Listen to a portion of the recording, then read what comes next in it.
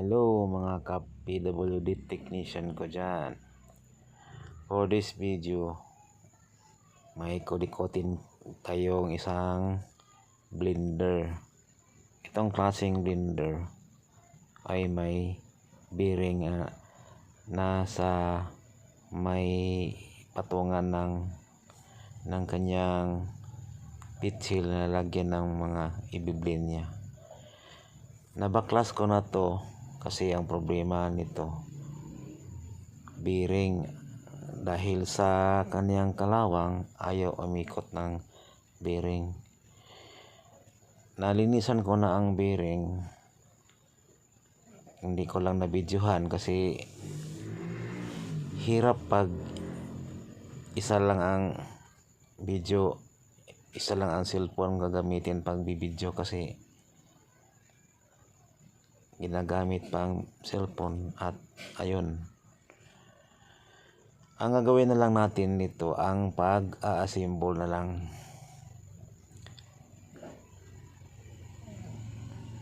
Kasi dahil sa kalawang ang bearing ay hindi na umiikot, ginawa ko na lang yung nilinisan at saka pinaikot-ikot hanggang sa maging umikot ng maayos ang isang bearing. Kasi nalalambot na siya kaya nilagyan ko ng langis. Ngayon, gawin na lang natin ang pag-assemble nito. Matagal na ito nga video. Ngayon ko lang na edit. Ito, linisan ko muna ng carbon brush kasi may dumi. Baka hindi maglapat ang carbon brush dun sa commutator, kaya linisan ko. Siya nga pala mga ka-PWD, mga kapatid, kung nadaan kayo sa video na to, huwag kalimutan mag-subscribe, then click the notification bell para ma-notify kayo pag may bago akong video. Bihira na lang akong magbibideo kasi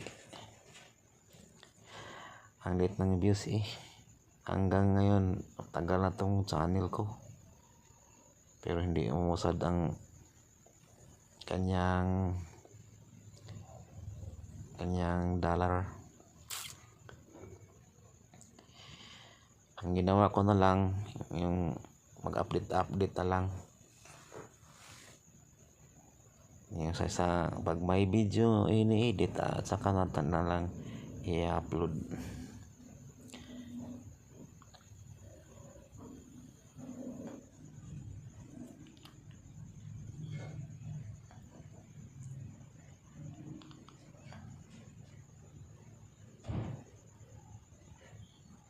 Ayun, pinaplaster na yung kanyang housing ng armature, yung motor.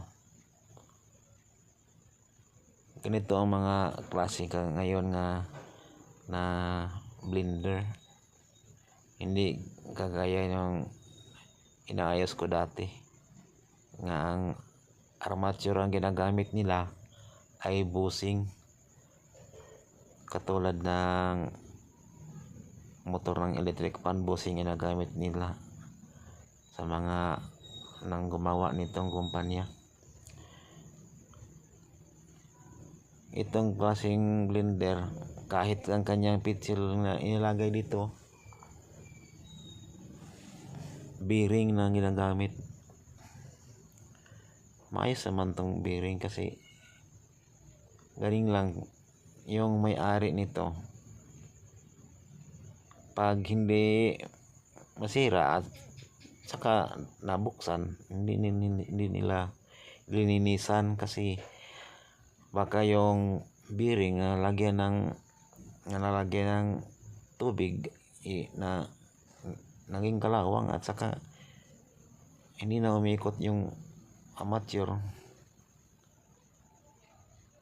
kaya ganun ang mangyari.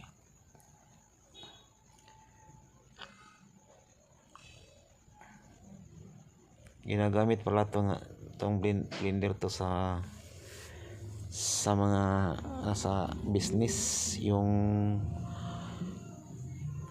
shake ba, yung milkshake, ginagamit nito sa negosyo. Kaya itong blender ay hago or sobrang gamit, kaya hindi na cleaning yung loob kasi ginagamit pa sa negosyo eh.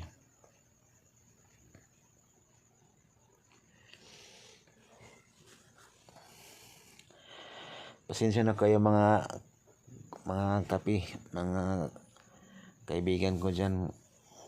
Pasensya na kayo kung maboboard kayo magtingin nito ng video ko, kasi hindi na ako naglagay ng background.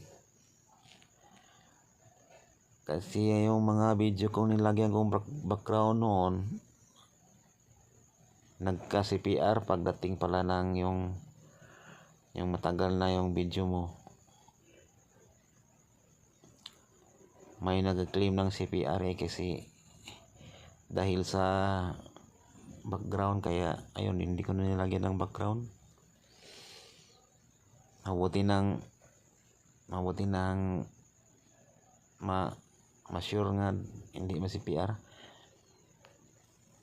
Yan ang mga CPR kasi pag i-mute mo yung portion ng video mo, may mawawala ng audio dahil sa CPR. Kaya hindi ko na naglagay ng background music or mga effects, mga sound effects.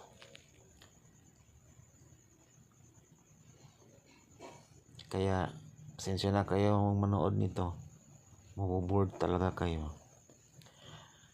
Ayun, sinira ko na, nilagyan ko na ng screw.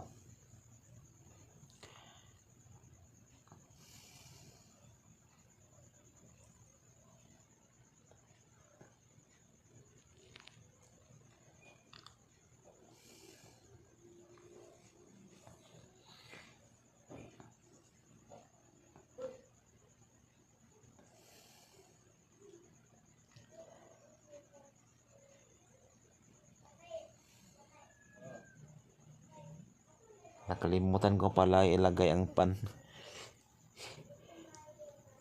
kaya binuksan ko uli. Ito, nilagay ko ng pan. Mahalaga ang pan sa isang blender kasi yung amateur, pag umikot ng mabilis, umiinit yan eh. Kaya mabuti may pan, kasi pag ikot ng mabilis ng armature, yung pan din nagbubuga din to ng hangin, makatulong din para hindi masyado siyang uminit. Pero heavy duty naman yung amateur nito kasi malaki ang magnetic coil rewind na ginagamit.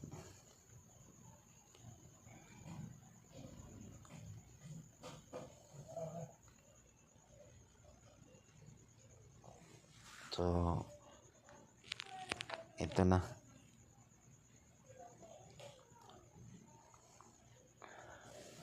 Lagi kong inaayos yung holder ng cellphone ko kasi hindi makita eh. Kaya inaayos ko. At saka sa gagalaw-galaw mo, hindi mo mapansin yung camera mo sa cellphone mo, nagba-blurred pala. Hindi clear ang video.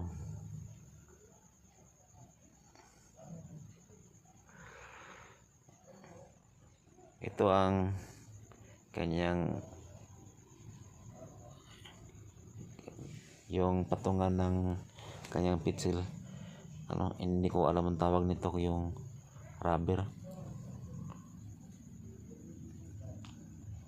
ang nakagandahan po nito nga klase nga blender kasi hindi mahirap buksan, hindi tulad ng ibang blender kahit ganyan ng rubber yung ini-screw ko, ang hirap baklasin.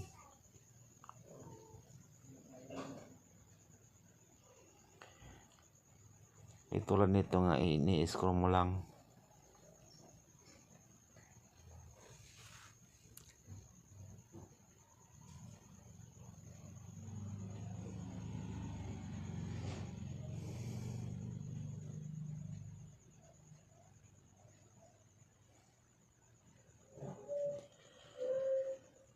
May hinahanap ako niyan, yung kaparis ng screw, yung may rubber yung umiikot.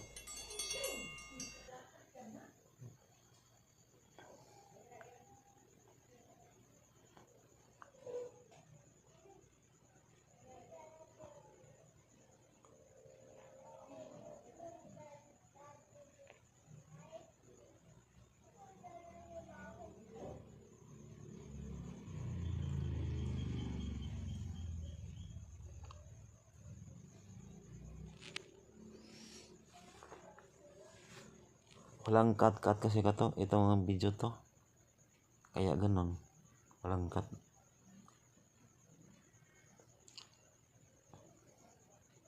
Ayun,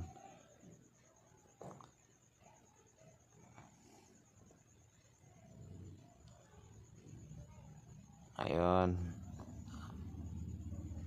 mahigpit na. Ayan, mahigpit na. Ititis natin pag paandar.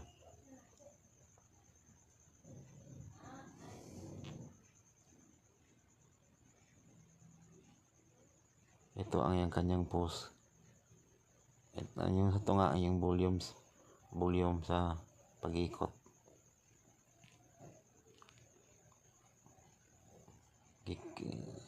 Ayan, tuyok na. Umikot na. Lakas natin kamay ko. Lakas ang kamay, lakas hanggang konti.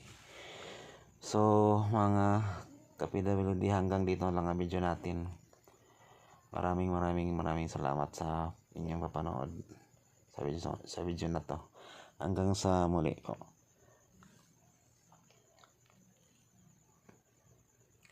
Bye-bye po. Hindi yung rubber na hinahawakan ko, hindi sa kanya yun. Kasi dalawa yun ng kapareho ng yung blender na to. Hindi sa kanya, kaya ayaw magkasya. O ayaw magkasya.